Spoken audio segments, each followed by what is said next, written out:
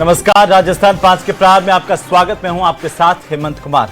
राजस्थान के बहुचर्चित जल जीवन मिशन घोटाले में जहां पूर्व मंत्री महेश जोशी की गिरफ्तारी के बाद एसीबी रिमांड पर अब भ्रष्टाचार के आरोपी महेश जोशी से पूछताछ की जा रही है, तो वहीं इसे लेकर सियासत में भी आरोप प्रत्यारोप का सिलसिला तेज हो गया। पूर्व मुख्यमंत्री अशोक गहलोत ने इस कार्रवाई को राजनीतिक दुर्भावना से प्रेरित बताया, तो दूसरी तरफ राज्य सरकार में मंत्री हीरालाल नागर ने पूर्व सीएम को लेकर ही निशाना साधा। टोंक में नागर ने कहा कि गिरफ्तारी को द्वेषतापूर्ण बताने वालों का भी नंबर आ सकता है। आज इसी को लेकर के करेंगे चर्चा कि आखिर जेजीएम में कितने घोटालेबाज। रिपोर्ट देखिए।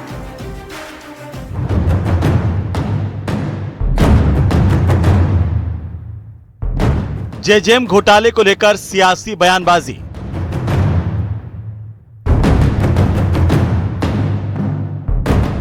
पूर्व सीएम अशोक गहलोत के बयान पर ऊर्जा मंत्री का पलटवार।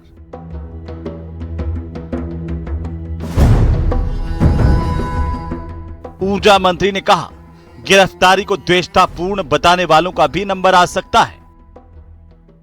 पहले ईडी ने महेश जोशी को गिरफ्तार किया था, अभी एसीबी ने किया है। ये सब योजनाएं अभी तो और पहुंचेंगे, अभी आगे तो कभी नंबर आएगा। इनसे बड़े बड़े जो भी आएंगे ना इनकी पूछताछ में, वो और बड़े नाम आएंगे, वो भी धरातल पर आएंगे। ऊर्जा मंत्री हीरालाल का दावा, पूछताछ में कई बड़े नाम सामने आएंगे। ये सब जब उजागर हुआ और एक कंडीशन डाल दी कि जो भी टेंडरर आएगा वो साइड वेरिफिकेशन करेगा, साइड वेरिफिकेशन करके और वो एक्शन से सर्टिफिकेट लेगा। इसका मतलब आप जो टेंडरर आ रहे हैं उसकी पहचान आप जाहिर कर रहे हो कि कौन कौन टेंडरर आएगा, और उस पर दबाव डाल करके वो टेंडर नहीं डाले। इस तरह का इन्होंने जल जीवन मिशन में काम करने का काम किया है। गहलोत ने महेश जोशी की गिरफ्तारी को राजनीति से प्रेरित बताया था।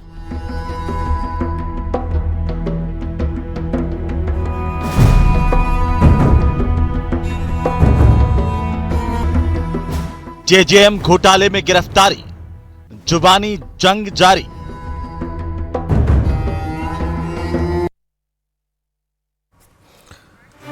तो प्रदेश में जेजीएम घोटाले का जिन लगातार बाहर है और इसे लेकर आरोप प्रत्यारोपों का सिलसिला तेज हो गया है, लेकिन सवाल तो इस बात को लेकर के कि क्या वो तमाम लोग इसके जद में अब आ पाएंगे, क्योंकि भ्रष्टाचार के आरोपी पूर्व मंत्री महेश जोशी को गिरफ्तार करने के बाद एसीबी की टीम लगातार रिमांड पर आरोपी से पूछताछ कर रही है।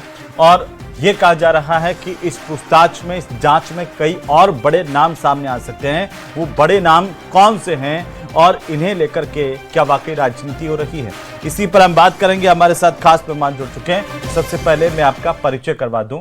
हमारे साथ सुरेश गर्ग हैं, भारतीय जनता पार्टी के प्रवक्ता। नितिन सारस्वत हमारे साथ जुड़ रहे हैं, कांग्रेस पार्टी के प्रवक्ता। और साथ ही हमारे साथ हैं डॉक्टर मिथिलेश जैमिनी, वरिष्ठ पत्रकार के तौर पर। योगेंद्र जोशी साहब हमारे साथ जुड़ चुके हैं, पूर्व पुलिस अधिकारी के तौर पर। सबका स्वागत, सबका अभिनंदन। आज जैमिनी साहब आपसे मैं शुरू करूंगा कि क्या मायने जब अशोक गहलोत ये कहते हैं कि द्वेषतापूर्ण कार्रवाई महेश जोशी पर की गई, और पलटवार करते हुए हीरालाल नागर कह रहे हैं कि जो द्वेषतापूर्ण कार्रवाई बता रहे हैं उनका भी अब नंबर आ सकता है। देखिए हेमंत जी, हीरालाल नागर का बयान देना बड़ी बात है, क्योंकि 2008 से पहले वो पीएचडी डिपार्टमेंट से जुड़े हुए हैं।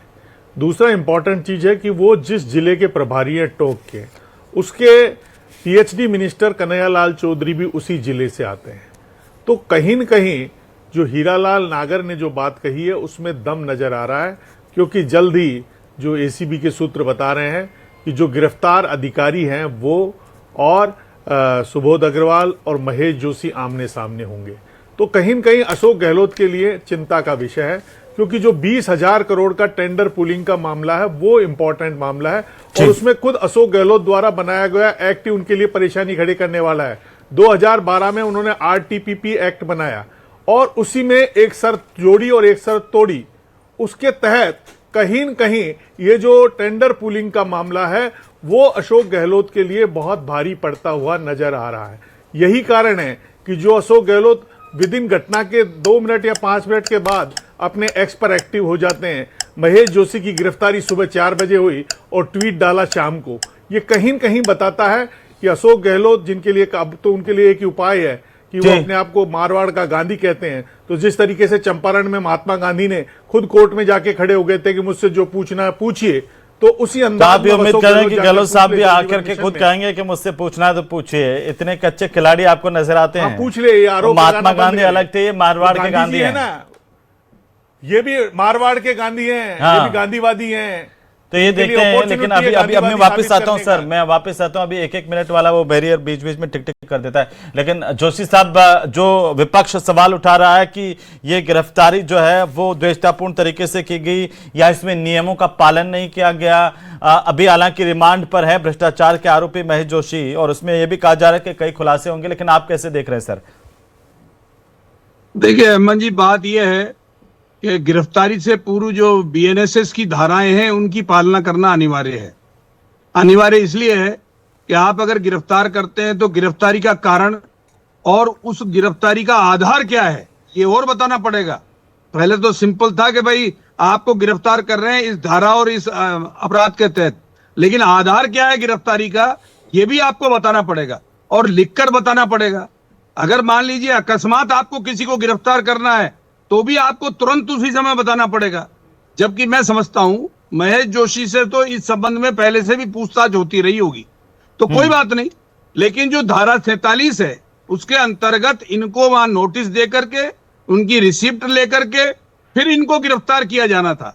और अगर मान लीजिए इसमें कहीं त्रुटि रह गई है तो सुप्रीम कोर्ट के निर्णय है कि अगर ये बात किसी न्यायालय के संज्ञान में आएगी तो ये जमानत लेने के हकदार हैं, इनकी गिरफ्तारी अनवैलिड मानी जाएगी अगर इन्होंने ये 47 का उल्लंघन किया है पुलिस ने। तो बाकी जहां तक सवाल रहा है इस जल जीवन मिशन का, तो ये जो सब है जो सबके सामने है कि जिन चीजों की बात हुई है 900 करोड़ रुपए की, उन चीजों के अंदर उतने पाइप नहीं लगे हैं। लेकिन साथ ही ऐसे लोगों को भी गिरफ्तार नहीं किया है जो महेश जोशी से संबंधित थे, जैसे तो देवी सिंह जी का जो अब भाई जोशी है, साहब वो धीरे धीरे आएंगे। अभी तो जांच हो रही है, ये कहा जा रहा है आएंगे कई और भी जद में। अभी तो जांच अब आगे बढ़ रही है। गर्ग साहब आरोप लगा रहे हैं अशोक गहलोत की ये दुर्भावनापूर्ण द्वेषतापूर्ण तरीके से कार्रवाई महेश जोशी पर की गई है। तो क्या हम ये मान के चलें कि जो हीरालाल नागर कह रहे हैं उनकी बात में दम है, जैसे जमीनी साहब ने कहा? बिल्कुल सही है, नागर साहब जो बोल रहे हैं बिल्कुल सही कह रहे हैं। क्योंकि आपने देखा होगा जब महेश जोशी जी को गिरफ्तार किया गया था, गिरफ्तार करने के बाद में मीडिया ने उनसे बाइट ली थी, और बाइट में क्या बोल रहे हैं महेश जोशी जी? महेश जोशी जी बोल रहे हैं कि अगर मैं खुद को निर्दोष साबित नहीं कर पाया तो मैं वो काम करूंगा जिससे किसी को तकलीफ नहीं हो। यानी कि वो किसी न किसी बड़े अधिकारी को, बड़े नेता को बचाने की कोशिश कर रहे हैं। तो ये साबित होता है कि कहीं न कहीं बड़ा नेता इसके अंदर इन्वॉल्व है, क्योंकि ये घोटाला 960 करोड़ का नहीं है, ये 20,000 करोड़ से ज्यादा का घोटाला है। आप देखिए किस तरीके से जनता का पैसा का किस तरीके से घोटाला किया है। अब आप देखिए कि यहां से एक टीम केरल गई थी, केरल में जाके होटल में रुकी, होटल को ही ऑफिस बना के उसकी फोटोग्राफी करके बता दिया कि हाँ साहब वो ऑफिस है। जब एसीबी ने जांच किया तो जाके पता लगा ये तो होटल का कमरा था, कोई कार्यालय नहीं था। किस तरीके से भ्रष्टाचार किया है पिछले 5 साल 2018 से 2023 तक अशोक गहलोत जी के कार्यकाल के अंदर हर मंत्री, हर व्यक्ति भ्रष्टाचार में लिप्त था, क्योंकि अशोक गहलोत जी ने खुद ने कहा सर, था। वो 1 मिनट हो गया। नितिन सारस्वत भी जुड़ चुके हैं, कांग्रेस पार्टी के प्रवक्ता। मैं वापस आ जाऊंगा आपके पास में। नितिन सारस्वत जी वो कह रहे हैं कि ये 960 करोड़ का घोटाला नहीं है, ये 20,000 करोड़ से ज्यादा का घोटाला है। और हीरालाल नागर तो यहां तक कह रहे हैं कि जो इस कार्रवाई को द्वेषतापूर्ण बता रहे हैं उनका नंबर भी आएगा। देखिए हेमंत जी, मैं ये कहना चाहता हूँ कि ये सरकार बहुत डेस्परेशन में है। क्या है कि अभी लगातार एक तो ये सरकार कुछ कर नहीं पा रही है।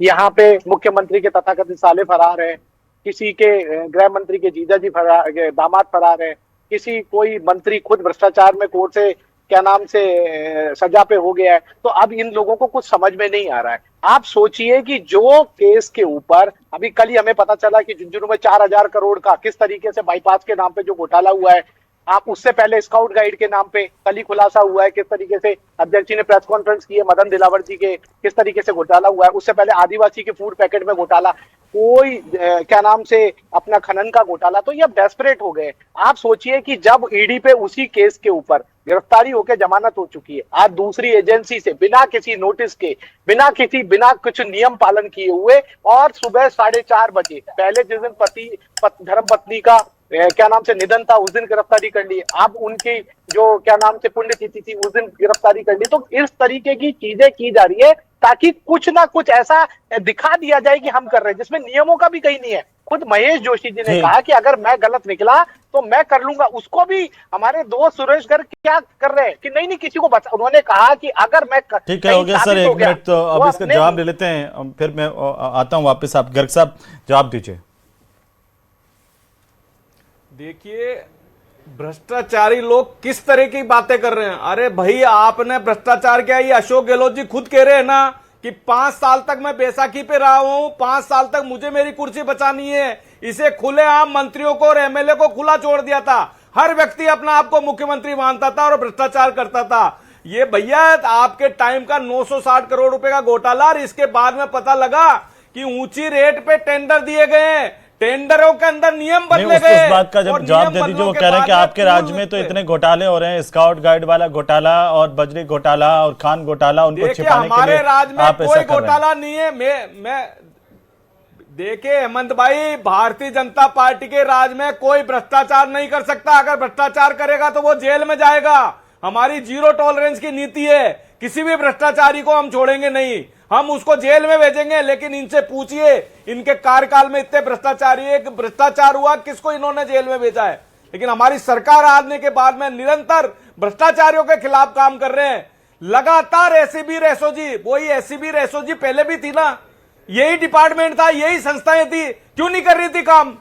फर्जी सर्टिफिकेट के माध्यम से करोड़ों रुपए का खेल खेलना आपने देखा नहीं कि ये पाइपलाइन, मतलब आप ये देखिए कि पाइपलाइन नहीं बिछी और पैसे उठ गए, किस तरीके से भ्रष्टाचार। अरे जब chief engineer, ACP, additional chief secretary सब इन्वॉल्व हैं, और इसके बाद में अगर मान लो महेश जोशी जी ये बोल रहे हैं कि भाई मैं अगर निर्दोष साबित नहीं कर पाया अपना आप को, तो मैं ऐसा काम करूंगा जिससे और नेताओं को कोई परेशानी नहीं हो। तो इससे साबित होता कि वो अपने आका को बचाने की कोशिश कर रहे हैं। नितिन सारस्वत को बचा रहे हैं, नितिन सारस्वत महेश जोशी बचा रहे हैं, और महेश जोशी अकेले पड़ गए बेचारे।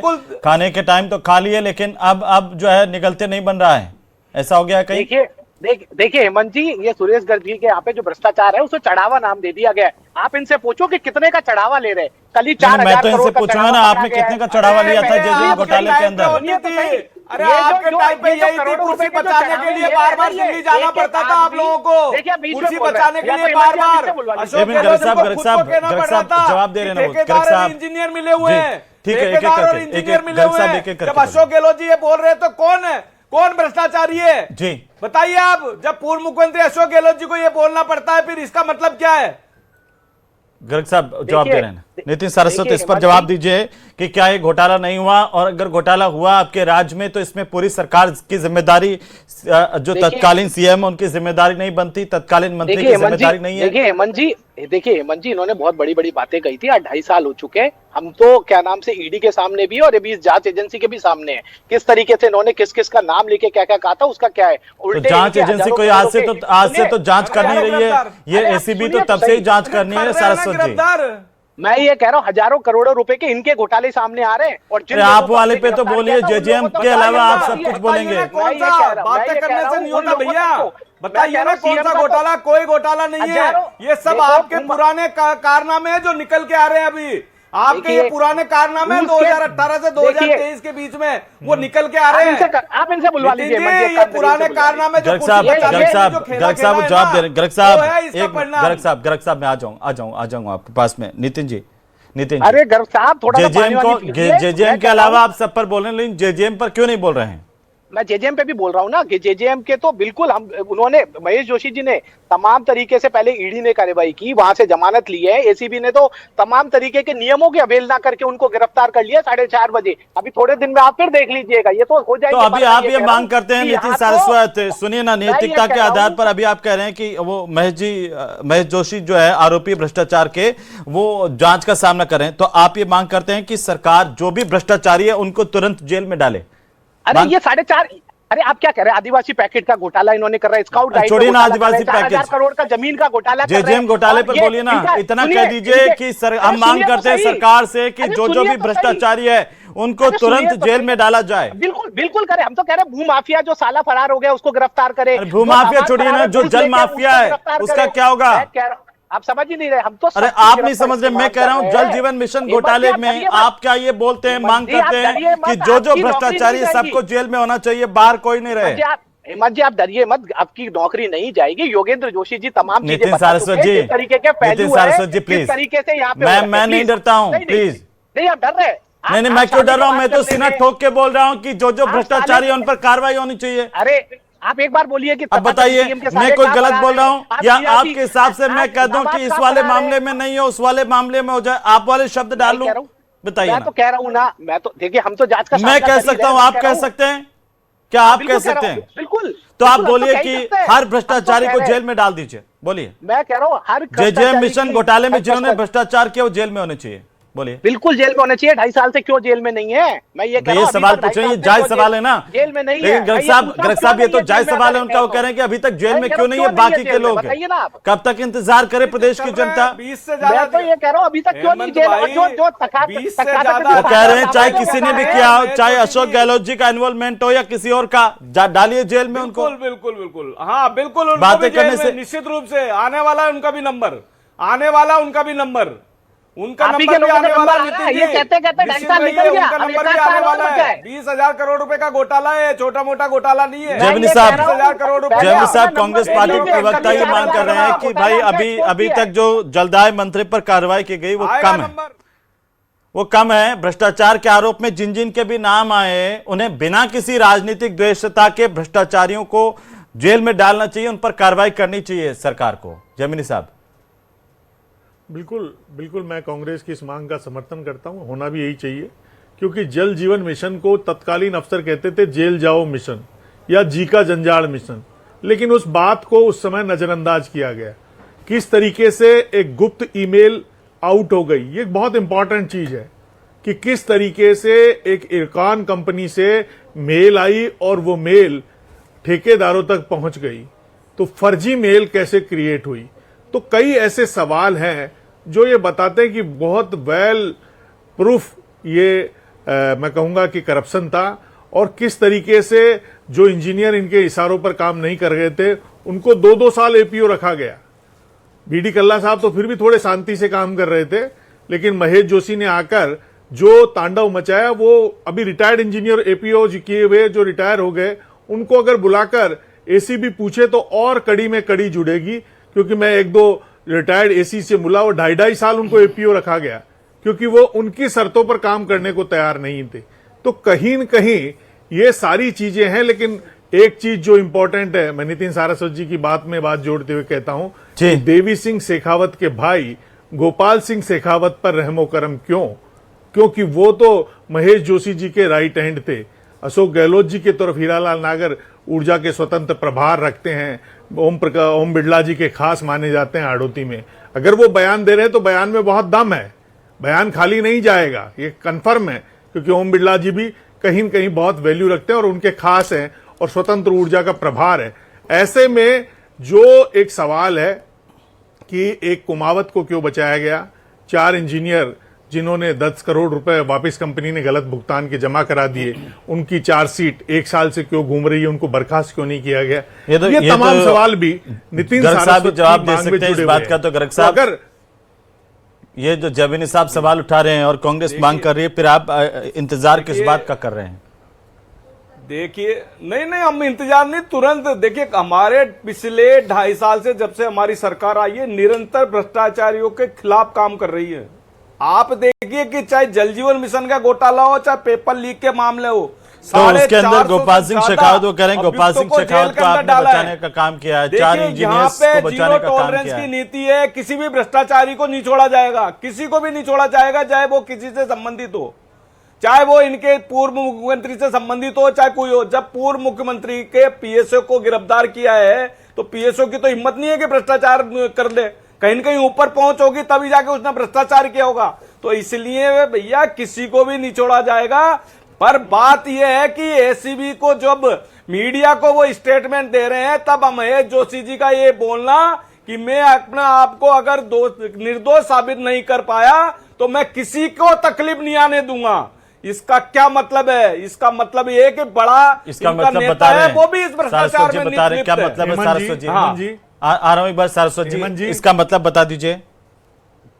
देखिए, मैं ये फिर दोबारा से एक बात कह रहा हूं कि सारे तकनीकी पहलू पे एक ही एजेंसी द्वारा, दो एजेंसी द्वारा अलग अलग टाइम पे गिरफ्तारी की जाती है। महेश जोशी जी हर तरीके से सामना करने से तैयार है। वो ना जब पत्नी की मृत्यु हुई उस समय उनको जिस तरीके से टॉर्चर किया, ना वो तब भागे थे ना वो अब भाग रहे हैं। हर तरीके की जांच का सामना करने के तैयार है। ये कहते थे कि जब हम आएंगे 6 महीने के अंदर हम तमाम घोटालेबाजों को जेल के अंदर कर देंगे। आज कितने घोटालेबाज अंदर है वो नहीं पता, लेकिन तमाम घोटाले जरूर उजागर हो गए हैं कि इनके राज में किस तरीके के हजारों करोड़ों का। देखिए, कल ही 4000 करोड़ का घोटाला सामने आया है। लोग गिरफ्तार कल ही हैं। 4000 करोड़ का घोटाला सामने आया है। जनजीवन आप में कितनों 80 पे से आरोप ज्यादा लोग लगाते थे, कितने गिरफ्तार हैं। आदमी के नाम है? अरे सुरेश जी, हम आएंगे तब आपको अंदर करके दिखाएंगे। घोटालेबाज है, सब जेल में जा रहे हैं धीरे धीरे। देखिए सुरेश जी, आप चिंता मत 2.5 करिए, साल बचा सबके हुआ, खिलाफ टेंशन एक्शन मत हो रहा लीजिए। है। सुनिए, ऐसी 2.5 भी साल में ऐसे भी, अरे भैया 2.5 साल में कितने लोगों को कर दिया, लेकिन आपने क्या किया ये तो बता दीजिए। देखिए, सुन लिए, 2.5 साल जब बाद में जब हम आएंगे ना जीजा बचेगा, ना साला बचेगा, ना दामाद बचेगा, ना जिन घोटालेबाजों को आपने दामाद बना के बिठा रखा है एक भी बचेगा। ये ध्यान रखिएगा। बहुत बड़ी बात कर दी है इन्होंने। हमारे यहाँ पे कोई भ्रष्टाचारी नहीं चलता, सबको अंदर करते हैं जैमिनी भैया। साहब इन सारस्वत जी ने बहुत बड़ी बात कह दी निश्चित रूप से उनके खिलाफ है। एक्शन होगा। ये इसे आत्मविश्वास बोले, क्या बोले, क्या इन्होंने कहा है कि 2.5 साल बाद हम आएंगे तो ना जीजा बचेगा ना साला बचेगा। देखिए, इसे अति विश्वास कहा जाएगा। इंपॉर्टेंट चीज ये है कि जब मानेसर कांड हुआ तो 124 में राजद्रोह के जो चस्पा किए गए वो किसने किए गए? जो लोकेश शर्मा कह रहा है कि वसुंधरा राजे से मिलने वाले 2 व्यापारियों से बात कराकर फर्जी देशद्रोह के अपने ही विधायकों पर मुकदमे चलाए, ये मारवाड़ के गांधी ने काम किया। ये सबको पता है, नितिन जी को भी पता है, राजस्थान के सबसे। दूसरा, संजय बड़ाया कहां है? अभी तो सबसे बड़ी कड़ी यह है कि संजय बड़ाया जो विदेश चला गया शादी में, वो संजय बड़ाया आएगा तब एसीबी उसको गिरफ्तार करेगी, तब क्या राज खुलेंगे, बहुत इंपॉर्टेंट है। तो कहीं न कहीं राजस्थान में पंचायती राज चुनाव और निकाय चुनाव से पहले एक चाय की प्याली में सियासी तूफान आने वाला है, और उस तूफान के दम पर भाजपा गांव में और शहरों में पंचायत सरकार बनाने की कवायद रखेगी, क्योंकि कहीं न कहीं ठीक है, इसका जवाब देना सारस्वत जी, जल्दी से दिल्ली का भी आशीर्वाद है। ठीक है, जल्दी से देखिए जो बाई इलेक्शन के अंदर इस तरीके से हार चुके हैं और नगर निकाय और पंचायत चुनाव से भाग रहे हैं, उनको जैमिनी जी सपोर्ट कर रहे हैं। मैं कहूंगा कि इस क्लिप को जरूर इनके दोस्त हनुमान बेनीवाल देख रहे होंगे कि किस तरीके से वहां हनुमान बेनीवाल जी को लेकिन ये तो दुर्भाग्यपूर्ण है ना कि एक सरकार में एक वरिष्ठ मंत्री जो है वो भ्रष्टाचार के गंभीर आरोप में एसीबी की गिरफ्त में रिमांड पर चल रहा है। ये तो दुर्भाग्यपूर्ण है ना किसी पार्टी के लिए। पार्टी हो गई आप तो, मैं ये कह रहा हूँ कि कितने लीग पार्टी हो गई है, आपको तो बोलने का बाकी है कि नहीं है? योगेंद्र जोशी साहब, ये सिर्फ माहौल बनाया जा रहा है कि ये बड़े मगरमच्छ आ जाएंगे जद में, या फिर बीजेपी भी अब महेश जोशी पे केंद्रित करके कार्रवाई को यहां तक ही सीमित कर रही है? देखिए हेमंत जी, इसके ऊपर तो कुछ भी नहीं है। ये महेश जोशी को जो ईडी ने गिरफ्तार किया है और उसके बाद में जो पीसी एक्ट में गिरफ्तार किया है, तो आप समझिए पीएमएलए एक्ट जो है इसमें बरी होने के चांसेस ज्यादा रहते हैं, क्योंकि इसके अंदर अगर ये नहीं पाया गया कि इसने इस प्रकार की कार्रवाई से ये संपत्ति जो अवैध थी इसको वैध करने का प्रयास किया है, अगर ये प्रूफ नहीं हुआ तो पीएमएलए एक्ट में फ्री हो जाएंगे। इसलिए इनको इस एक्ट में, पीसी एक्ट में गिरफ्तार करना बहुत जरूरी है। अन्यथा अगर इस एक में फ्री होते हैं तो पीसी एक्ट, और पीसी एक्ट में फ्री हो जाते हैं तो उसमें, और ये जो गिरफ्तारियां हुई है सुबोध अग्रवाल की, ये सारी आप देखिएगा, अगर इसमें कहीं कमी रह गई ना गिरफ्तारी में और दस्तावेजी साक्ष्य में कमी रह गई, क्योंकि ये डॉक्यूमेंट्री एविडेंस का मामला है सारा, तो अगर इसके अंदर थोड़ी भी लापरवाही ये एंटी करप्शन ब्यूरो ने और पीएमएलए एक्ट वालों ने, अगर इन्होंने राजनीतिक द्वेषता पूर्ण तरीके से ये कार्रवाई की है, तो इस कार्रवाई के अंदर लोचा पड़ जाएगा थोड़े दिन में। अभी ठहर जाइए आप। लेकिन एक बात और कह दूं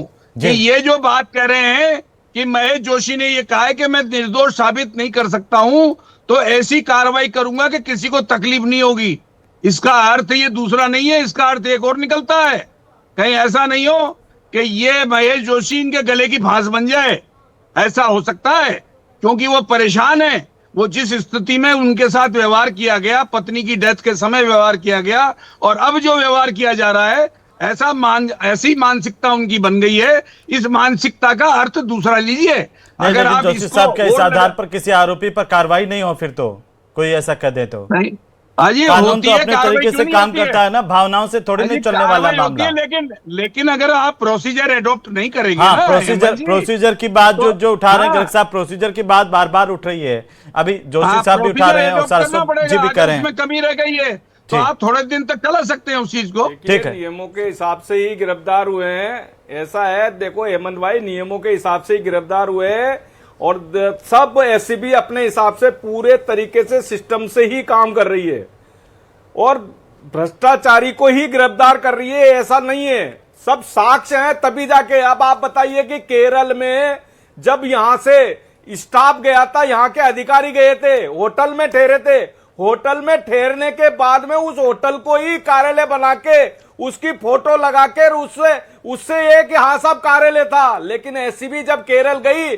तब पता लगा कि वो तो होटल है, कोई किसी का कार्यालय नहीं है। किस तरीके से इन्होंने भ्रष्टाचार किया, किस तरीके से 30 से 40% ऊंचे रेट पे टेंडर दिए गए, जिससे कितना 20,000 करोड़ तो गर्ग साहब मान के चलें कि भजनलाल सरकार किसी को बख्शेगी नहीं। 20,000 करोड़ रुपए का घोटाला। गर्ग साहब मान के चले भजनलाल नहीं, सरकार बिल्कुल किसी को नहीं, बख्शेगी नहीं। निश्चित रूप से बिल्कुल बिल्कुल। जो और भी ये कार्रवाई जो आरोप लग किसी रहे हैं को कि भी बख्शा द्वेषतापूर्ण नहीं तरीके से जाएगा, ये निष्पक्षता हमारी के साथ में कानून सम्मत कार्रवाई होगी, चाहे कोई भी हो। कोई द्वेषतापूर्ण नहीं है, कोई द्वेषतापूर्ण ठीक है, सरसों साहब आखिरी टिप्पणी। वो कह रहे हैं कि कोई राजनीतिक द्वेषता नहीं है, कानून सम्मत जो कानून में है, भ्रष्टाचारी के साथ भ्रष्टाचारी जैसा ट्रीट होगा, ईमानदार के साथ ईमानदार जैसा ट्रीट होगा। देखिए हेमंत जी, वो तो अभी आपको थोड़े दिन में पता चल जाएगा। और मैंने 2.5 साल बाद में जो कहा है, आप मुझसे लगातार पूछेंगे, मैं 2.5 साल का इंतजार नहीं करवाऊंगा। दूसरी बात मैं कहना चाह रहा हूं, अभी जो सुरेश गर्जी ने कहा, अभी सुरेश गर्जी ने जो कहा कि इस तरीके अभी जल जीवन मिशन में तमाम तरीके के अवार्ड अलग हुए। 2.5 साल बाद में भारतीय जनता पार्टी की सरकार आ रही है। अरे सुरेश गर्जी वोट चोरी का आरोप लगा देना और कुछ नहीं। आपके पास चलिए, ये तो देखिए, ये तो अब अंतिम फैसला कोर्ट पर ही है। बहुत शुक्रिया चर्चा में शामिल होने के लिए। आखिरी फैसला तो कोर्ट ही करेगा, लेकिन फिलहाल हर कोई ये मान के ही चल रहा है कि इस तरह से पीएचईडी में भ्रष्टाचार हुआ, जल जीवन मिशन में घोटाला हुआ और इसको लेकर के जांच की जा रही है। सरकार का रवैया साफ है कि चाहे कोई भी हो, भ्रष्टाचारी बख्शे नहीं जाएंगे। किसी के साथ भी राजनीतिक द्वेषता से कार्रवाई नहीं, बल्कि कानून सम्मत कार्रवाई होगी। राजस्थान भी देख रहा है कि कहां कहां कौन कौन किस पर कार्रवाई होती है। नमस्कार।